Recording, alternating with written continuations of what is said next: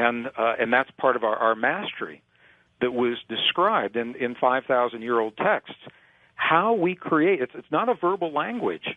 It's the power of human emotion, George, and it's the very power that has been discouraged by males in the West for the last 400 years, 1,700 years. Well, I was going to say, if people don't believe it, are they going to be able to get in it and use it? They're already in it. And it's not, the beauty is it's not something that we even have to believe. The studies, the experiments are solid. They're showing that this is there. They're showing that we affect this field through. Let me just back up a little bit. I'll tell you what, why don't you hold that thought? Sure. Okay, we're going to take this break. Gregg Braden's website, Gregg Braden, BRADEN.com, linked up at coasttocoastam.com. We're talking about his work, The Divine Matrix. We'll be back. Okay, just mark your calendar, those of you who live around the Austin, Texas area, because on the 27th, I'll be at KLBJ's Talk Fest in Austin of this month. We'll do a little book signing right after that before I got to pop on a plane, but should be a fun event. And I think Friday night, they've got a contest going on with a dinner with me. So far, no one has entered the contest. No, I'm kidding. But you just call the station, KLBJ, listen to them. They're talking about it every day. But I'll be out there next week, and we'll do a program out of there on Friday night with Linda Moulton Howe and Alex Jones. So that'll be a fun coast-to-coast show. And welcome back to Coast to Coast. George Norrie with you. Gregg Braden, our very special guest tonight. Greg, let's pick up where we left off, if you want. Sure. George, just before the break, we were just talking about the role that this field plays in the universe and the role we play within the field. And one of the things that's fascinating to me is, and especially as a former senior computer systems designer, is that a growing number of mainstream scientists are beginning to suspect that our universe works like a massive consciousness computer. And this is actually the terminology they're using. I like that analogy, too. Well, it makes a lot of sense.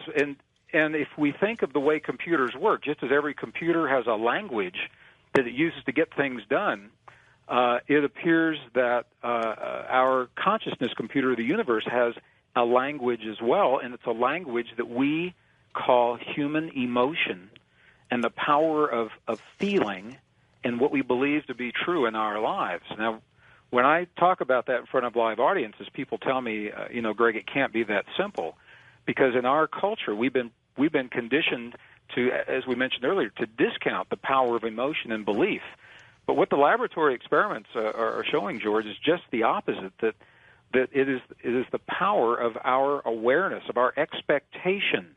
When we're looking at the world around us and we expect to see something to happen, that expectation is an emotion in our bodies, and it is that emotion that sets into play a series of events that extend beyond our body into the world around us through this field, the divine matrix.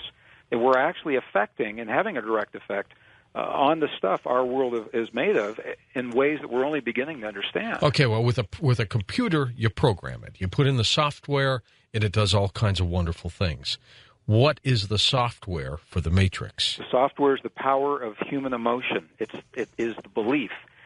If we make this analogy, when we think about a computer, computers have operating systems, XP or Windows 98 or Mac or whatever it is. For all intents and purposes, those operating systems are fixed. If you want your computer to do something different, you usually don't change the operating system. What you do is you change the program or the way the program is working. That's right. And that's what I love about this analogy, George, is because we hear so many people saying that we need to change consciousness. That in this analogy, consciousness is the operating system. And that's happening within this divine matrix. We don't change consciousness, we change what we put into the consciousness, and that is our feelings and our beliefs. What the experiments have actually shown is that human emotion has a direct effect on the DNA inside of our bodies, literally changing the shape and the chemistry of the DNA in our bodies, that those effects extend beyond our bodies on the quantum level into the world around us. And this is the disconnect between us and when we look at 5,000-year-old traditions and we say, well, those are primitive traditions, or we see indigenous people in my part of the world. We live in northern New Mexico. We're surrounded by indigenous traditions. Is that like saying stress kills, Greg? Well, it can. It actually can. We actually talk about that in the book. So, in the book, what I've done is I've chosen 3 representative experiments, George. There are many out there, but I chose 3 that I thought were really powerful. And anybody that goes to the website under references, they'll see everything we're talking about tonight, so they don't have to take these notes. But the first one, it was actually performed by a Russian laser physicist, Vladimir Poponin, back in the early 90s. And for the first time, under laboratory conditions that I'm aware of in the open literature, he took the stuff our world is made of, tiny particles of light called photons. Mm-hmm. And he did something that intuitively, it tells me that we're on the verge of a big shift in the way we think of our world because of the thinking underlying this experiment. Because what he did, George, was he took some human DNA and he put this DNA into a closed vacuum vessel with the stuff our world is made of, these little photons. And he asked the question. He said, what effect does human DNA have on the photons? He's saying, what effect does the stuff we're made of have on the stuff our world is made of? Well, how do we know the opposite didn't occur? Well, in conventional Western physics, there's absolutely nothing in conventional physics that suggests there would be any connection. And that's why it's so very cool when physicists ask these kinds of questions. And what he found, and what was documented in a very famous experiment that is called the phantom DNA experiment. People can Google that on the computer while we're talking. What he found was that in the presence of human DNA, the photons actually aligned themselves and were changed in the presence of the DNA. And when he took the DNA out of the tube, the photons acted like the DNA was still there. So to the best of my knowledge, under laboratory conditions, this is the first time we have seen documentation where the stuff we're made of is affecting our world. That's the first experiment. The second one was done by the folks at the Institute of Heart Math in Boulder Creek, California, where they isolated human DNA. It was placental DNA, so it wasn't in the body. It was in a vessel that was still kept alive. And they asked the question, they said, what effect does human emotion have on this DNA that's in this vase? And there's absolutely nothing in conventional Western physics that suggests that an emotion inside the body of an individual would have any effect on DNA several feet away.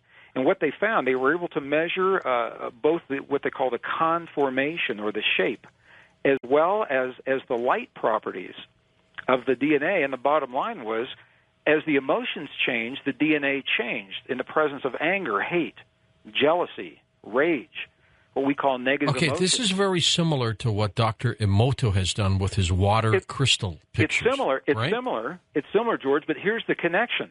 What they found was this. Those are independent experiments. They may not even be aware of one another, and they're interesting. But when you put them together, along with other supporting experiments, they begin to tell a story. Because what the second experiment showed was that emotion is changing the DNA, and the first experiment showed that the DNA is changing the stuff our world is made of. So you take out that middle link, and what these experiments are showing is that when we can create certain qualities of feeling and emotion, these aren't thoughts, George, and this is the disconnect in the West. These are what are called coherent, heart-based human emotions. Genuine emotions of love, compassion, forgiveness, hate, anger, jealousy, rage. We can create those kinds of feelings in our heart. They are changing the stuff we're made out of, and the stuff we're made out of is having a direct effect beyond our bodies on the stuff our world is made of, which is just what the ancient traditions are saying, and now modern scientists are beginning to understand this because they now have documented the existence of the field as the conduit that allows these kinds of things to happen. So this is the technical side that we're talking about. This is how feeling is the language that programs the consciousness computer of the universe.